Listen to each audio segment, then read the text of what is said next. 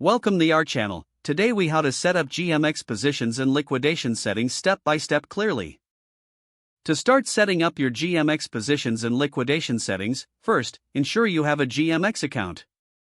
Log into your GMX account. Once logged in, navigate to the trading interface.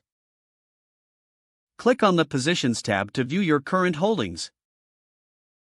To set up a new position, click on the Create Position button. Choose the asset you wish to trade from the drop-down menu. Specify the amount of the asset you want to buy or sell.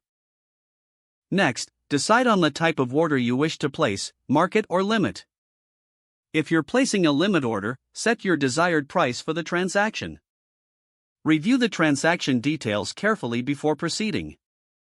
Once you're satisfied, click on the Confirm button to execute the trade. Now, focus on setting your liquidation settings. Find the Risk Management section in your trading interface. Here, you can set your liquidation price. It's crucial to select a liquidation price that aligns with your risk tolerance. Consider using a price that's a safe distance from your entry price to avoid premature liquidations.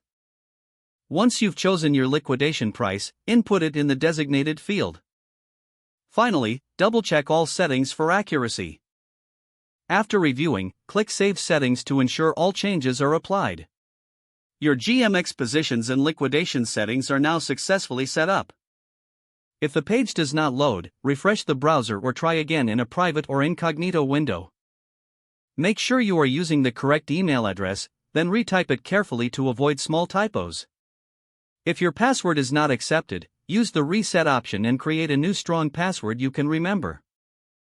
Check your spam folder for verification or security emails, then complete any requested confirmation steps.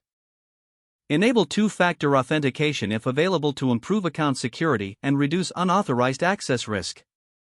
After signing in, review your profile details so your contact information and settings are accurate and current. If you see an error message, note it down and try again after restarting your device and internet connection. Log out when you finish, especially on shared devices, to keep your account and payment information secure. Don't forget to like this video and subscribe to our channel for more step-by-step tech guides.